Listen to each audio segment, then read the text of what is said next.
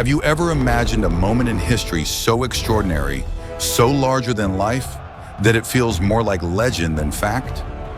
A moment where two kings, burdened by the weight of their nations, faced each other not across a table, not behind distant armies, but in direct combat, perched atop colossal war elephants that towered over the battlefield like living fortresses. This was no tale spun by poets or dramatized by storytellers.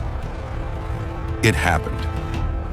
In the year 1593, in the heart of Southeast Asia, Siam, known today as Thailand, stood on the edge of survival. For decades, the kingdom had endured the relentless shadow of Burma, a powerful empire whose ambitions stretched far beyond its borders.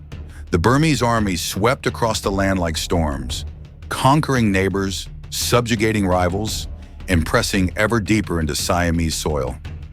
To the people of Siam, the threat was not abstract. It was a heavy, constant presence, felt in the smoke of burning villages, in the loss of their sons to endless wars, in the humiliation of living under foreign dominance. At the center of this story was King Naresuan. He was not merely a monarch by title, but a man forged in fire, shaped by captivity, betrayal, and endless struggle. As a boy, Naresuan had lived as a hostage at the Burmese court, forced to grow up under the watchful eye of the very empire that sought to break his homeland. He learned their ways, studied their strategies, and witnessed their power firsthand. Yet inside him burned a relentless spirit, an unquenchable determination to one day rise and reclaim his people's dignity. Now imagine this man, hardened by years of survival, leading his nation into battle against their oppressors. He was not a distant king issuing commands from a palace. He was a warrior, clad in armor, spear in hand, riding at the front lines on the back of his mighty elephant. His very presence on the battlefield inspired his soldiers, for he embodied the fight itself, the will of a nation condensed into one man. And across from him stood Mingyi, the Burmese crown prince. Young, proud, and ambitious, Mingyi had been raised in the power and privilege of empire. To him, Siam was nothing more than a vassal, a subject kingdom meant to bow. Victory was his expectation, not his hope. He rode into battle with confidence, certain that his armies, his elephants, and his destiny would crush any resistance that dared to rise against Burma's might. On the morning of January 18, 1593, these two men, kings in all but name, heirs of nations locked in a struggle for dominance, looked across a battlefield filled with thousands of soldiers. The air was heavy with the dust of marching feet, the cries of warriors, the guttural roars of elephants trained for war. And in that chaos, in that thunderous storm of noise and blood and steel, one moment of clarity emerged. Naresuan, tired of endless battles that left nothing but corpses and broken families, raised his voice above the tumult. He challenged Mingyi directly, not through messengers, not through generals, but man to man, king to king. He proposed a duel, a single combat atop their elephants to decide the fate of the war with honor. It was a gesture as audacious as it was dangerous, for if Naresuan fell, Siam would fall with him.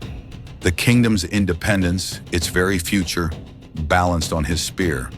But if he triumphed, if he could strike down the Burmese prince before the eyes of both armies, then the tide of history itself would turn. The soldiers around them held their breath. The battlefield, for just a heartbeat, seemed to pause, as if the earth itself waited to see what would unfold. Two men, two elephants, two nations, and one duel that would echo across centuries. To understand why this duel mattered so deeply, we must step back into the storm that had consumed Southeast Asia for generations. At the close of the 16th century, the Burmese Empire stood as one of the most formidable powers in the region. Centered in the great city of Pegu, Burma commanded vast territories stretching across mountains and rivers, a realm held together by relentless campaigns of conquest. Burma's rulers were ambitious, almost to the point of obsession.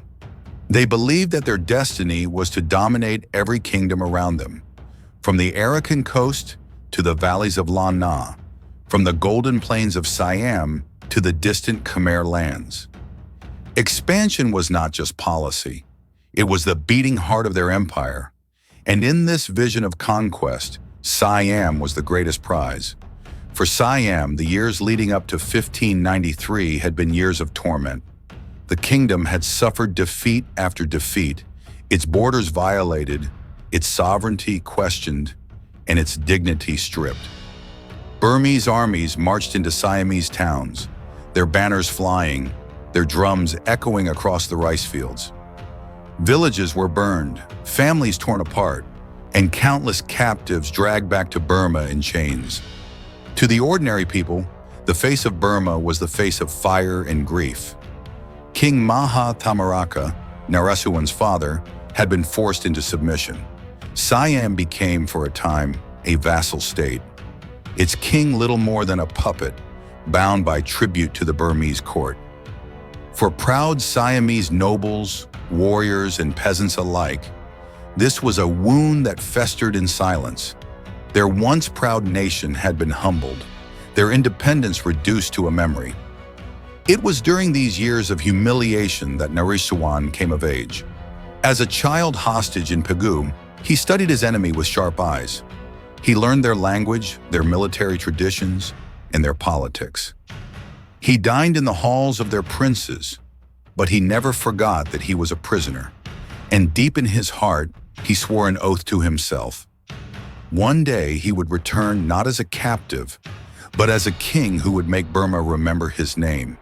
By the late 1580s, opportunity arrived. Burma's empire, though vast, was strained. Endless wars stretched their armies thin, rebellion stirred at the edges, and the great machine of conquest began to falter. Naresuan seized this moment. Declaring Siam's independence, he rallied his people to arms. He struck against Burmese garrisons, drove back their generals, and slowly began to peel away the chains that had bound his nation for so long. But Burma did not give up easily. For every Siamese victory, Burmese reinforcements followed. Campaign after campaign thundered back and forth across the land, leaving rivers red and fields ruined. By 1592, the conflict had escalated into a massive confrontation. The Burmese king, Nanda Bayan, enraged at Siam's defiance, dispatched his own son, Crown Prince Mingyi to lead a great army southward. The task was clear: crush Naresuan, destroy Siam's independence, and restore Burma's dominance once and for all. Mingyi was no ordinary commander. As the heir to the Burmese throne, he carried not just the weight of his army, but the pride of his dynasty. To him, the war was personal. If he triumphed, he would be remembered as the prince who secured Burma's supremacy. If he failed, his father's wrath and the stain of dishonor would haunt him forever. And so the stage was set. Siam, though smaller and weaker on paper, rallied under a king who embodied defiance. Burma, mighty and relentless, marched with the confidence of empire. Two nations, two destinies, hurtling toward collision. When the Burmese army advanced into Siamese lands once again in early 1593, it was not just another invasion, it was a reckoning, a chance to break Siam once and for all, or for Siam to prove that its spirit could never be extinguished. The soldiers knew it, the peasants who fled their villages knew it, and above all, Naresuan and Mingyi knew it. This was more than a war for territory, it was a war for survival, for pride, for the right to exist without chains. And at Nong Sarai, in the dust and heat of January, the fate of both kingdoms would be sealed. January 18th, 1593. The sun rose over the plains of Nong Sarai, burning away the morning mist and casting a harsh, merciless light across the land. Beneath that rising sun, two armies assembled. On one side, the forces of Siam, battle-hardened but outnumbered, their armor patched, their weapons worn, yet their spirits burning with the fire of defiance. On the other, the Burmese host, an empire's strength brought southward, Banners fluttering in the wind, elephants armored and restless, soldiers disciplined and proud. The ground trembled beneath the movement of war elephants. These were no ordinary animals. They were beasts trained for destruction, clad in armor, their tusks capped with iron, their massive forms capable of crushing men and horses alike. To the Siamese and Burmese alike, the war elephant was more than a weapon. It was a symbol of kingship, of power granted by the gods themselves. The battlefield was a storm waiting to break. The noise of thousands of men shouting orders and prayers, the clang of weapons being readied, the guttural trumpet of elephants announcing their fury. It all merged into a deafening roar. Dust rose into the air, thick and choking, as if the very earth was unsettled by what was about to unfold. In the chaos of marching lines and surging animals, two figures stood apart. King Naresuan, tall, resolute, his armor gleaming in the unforgiving light, rode atop his elephant. His eyes scanned the Burmese host, searching, waiting, measuring. He knew this was more than a battle of armies. This was a battle of destinies. And across the field, Mingyi appeared, the Burmese crown prince. He too rode a mighty elephant, his presence unmistakable. His soldiers cheered at the sight of him, for he carried not only their hopes of victory, but also the pride of an empire that demanded obedience. He looked toward Naresuan with the confidence of one who believed the outcome already written. The clash began as expected. Volleys of arrows darkened the sky, spears clattered against shields, and the elephants surged forward, crashing into each other with bone-shaking force. Men screamed, elephants roared, and the plains of Nong Sarai turned into a maelstrom of violence. Yet amid the chaos, Naresuan's voice rang out. Rising above the din, he issued a challenge, not through couriers, not whispered in the ears of generals, but shouted for all to hear. He called upon Mingyi directly. "Let us end this," he declared. "You and I, prince against king, man against man. Why should countless lives be wasted when our duel can decide the fate of nations?" The words rippled across the battlefield, carried on the wind, reaching the ears of friend and foe alike. Soldiers froze, astonished at the audacity. The very idea that two rulers might settle a war with personal combat seemed at once reckless and noble, terrifying and glorious. Mingyi, proud and unyielding, could not ignore such a challenge. To refuse would be cowardice, to accept would be honor. And so with a gesture, he steered his elephant toward Naresuan. The soldiers around him roared approval, their voices shaking the ground. The two elephants drew closer, their massive forms dwarfing the men who scrambled to clear space. The battlefield seemed to bend around them, as if thousands of warriors understood that history itself now focused on this single point. The challenge at Nong Sarai was accepted. The war of armies would now pause, its outcome to be decided not by countless soldiers, but by two men perched upon towers of flesh and bone. As the sun climbed higher, beating down with merciless heat, Naresuan tightened his grip on his spear. Mingyi raised his own weapon, determination flashing in his eyes. Two kings, two elephants, two nations suspended in a moment that would decide everything. The moment had come. As the battlefield stilled, two giants of flesh and bone lumbered toward one another, their massive feet pounding the earth with the weight of destiny. The elephants trumpeted, their roars shaking the air, their eyes wild with fury. The sun burned overhead, turning the dust of Nong Sarai into a shimmering haze, as though the heavens themselves watched with bated breath. King Naresuan, astride his elephant, leaned forward. His grip tightened around his spear, knuckles white beneath his gauntlet. Every muscle in his body braced for the collision. This was no ordinary duel. This was the culmination of decades of pain, of humiliation, of struggle. He carried not only his own life in his hands, but the future of Siam. Opposite him, Crown Prince Mingyi raised his own weapon. His armor gleamed in the sunlight, his voice rang out with a cry of defiance, and his elephant surged forward. He too bore the weight of expectation, the gaze of his ancestors, the judgment of his father, the pride of empire. For him, there was no choice but victory. Defeat meant disgrace, not just for himself, but for Burma's claim to supremacy. The elephants collided with a sound like thunder. Tusks slammed together, sparks flew as iron tips clashed, and the beasts bellowed in pain and rage. Soldiers on both sides recoiled from the shock, as though the earth itself had split beneath them. Naresuan thrust his spear, aiming for the Burmese prince, but Mingyi deflected the blow with a quick twist of his weapon. The counters came swift and deadly. Spears clashed again and again, each strike ringing like the toll of a bell, each miss carrying the weight of a nation's fate. Around them, the battlefield seemed to dissolve into silence. Thousands of soldiers, Siamese and Burmese alike, forgot their own battles, their swords frozen in mid-swing, their shields lowered. Eyes turned upward to the towering figures of the two kings on elephants, fighting alone, yet carrying entire nations upon their shoulders. The duel was brutal. The elephants, maddened by the clash, rammed against one another, tusks grinding, trunks whipping through the air. Dust rose in choking clouds, obscuring the figures, only to reveal them again in flashes of violence. The ground trembled with each charge, each desperate push for advantage. Naresuan shouted above the chaos, urging his elephant forward, pressing the attack.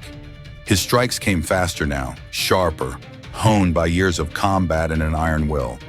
He remembered his childhood in captivity, the humiliation of Siam's subjugation, the cries of his people, and with every thrust he poured that memory into his spear.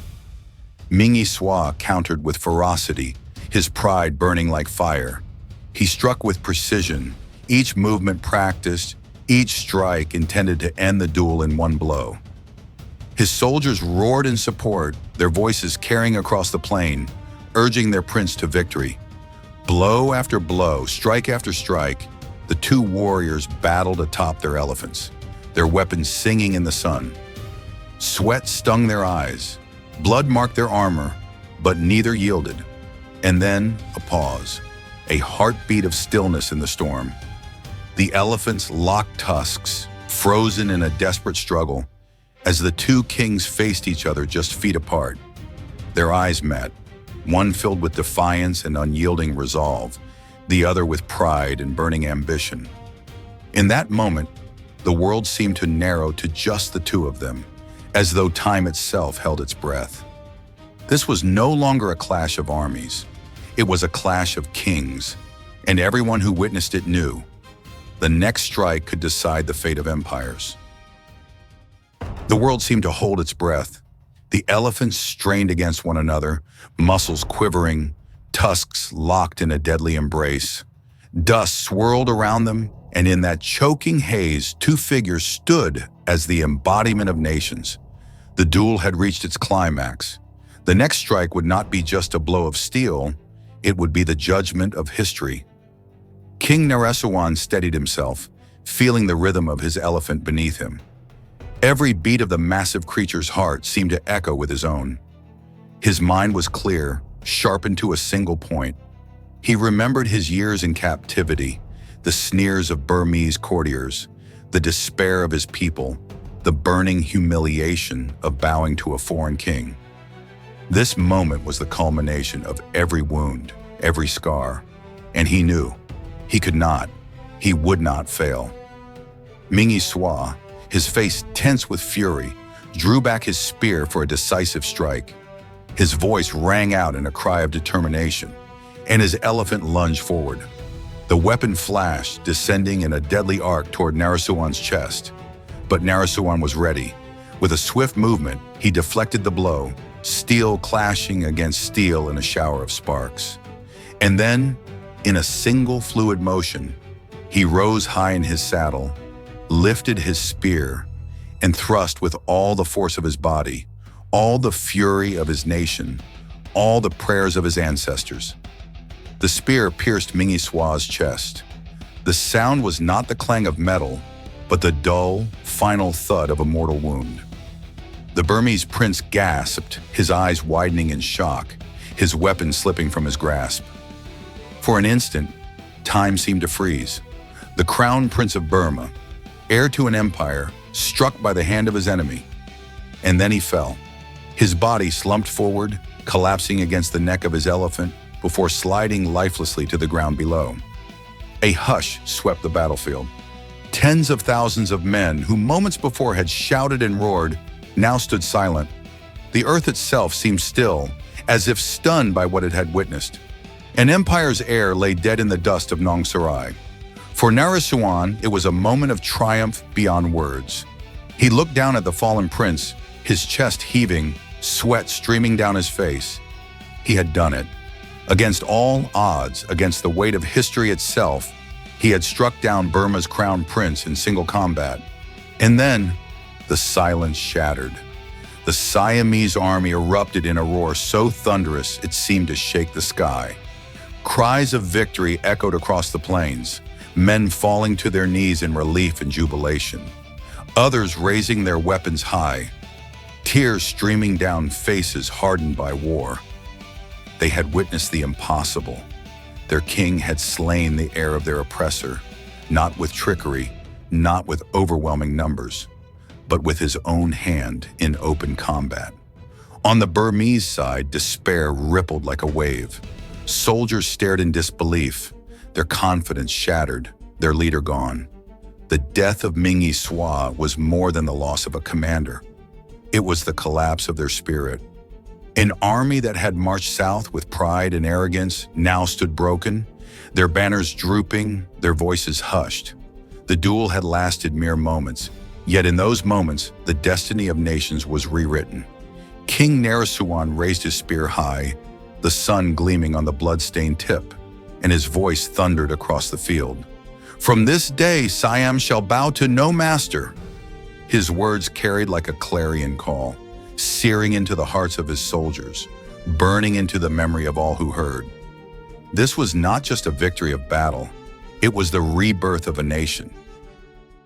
The dust of Nong Sarai slowly settled. The clash of steel gave way to silence, broken only by the low moans of the wounded and the distant cries of elephants unsettled by the carnage. For a moment, the battlefield seemed timeless, a vast plain where history itself had paused, as though the world needed a breath to comprehend what had just unfolded. The Burmese army, once confident and proud, now stood fractured. Their crown prince lay dead, his body carried away by shaken retainers. Without his leadership, without the unifying symbol of his presence, the great host of Burma faltered. Confusion rippled through their ranks. Some soldiers tried to rally, but their voices were drowned in despair. The will of the army had been broken by a single blow. Across the field, the Siamese stood transformed. Exhaustion lined their faces. Their armor was dented and stained, but their eyes burned with a light that had not been seen in generations. They had witnessed something that defied imagination. Their king, in open combat, had slain the heir of Burma. It was as if the very soul of Siam had risen from the ashes, reborn in that moment of triumph. King Naresuan did not gloat. He did not revel in the death of Mingyi. Instead, he sat quietly upon his elephant, surveying the field, his expression solemn. He knew what had been won was greater than a battle. It was the survival of a people, the preservation of a nation's soul. For him, the duel was not glory, it was duty fulfilled. Word of the victory spread swiftly. Messengers raced across the land, carrying the tale to every village, every temple, every corner of Siam. The people who had lived for years under the shadow of fear lifted their heads with pride once more. Fires of celebration lit the night sky. Drums thundered in the temples. Monks chanted prayers of thanksgiving. Parents told their children the story of the king who had faced an empire's heir and triumphed. For Burma, the loss was devastating. The death of Mingyi marked not just the failure of a campaign, but the beginning of a decline. The empire that had stretched its reach across Southeast Asia now faced rebellions, instability, and the weight of its own overreach. The duel at Nong Sarai had cracked the illusion of invincibility. For Siam, the legacy was eternal. King Naresuan became more than a ruler.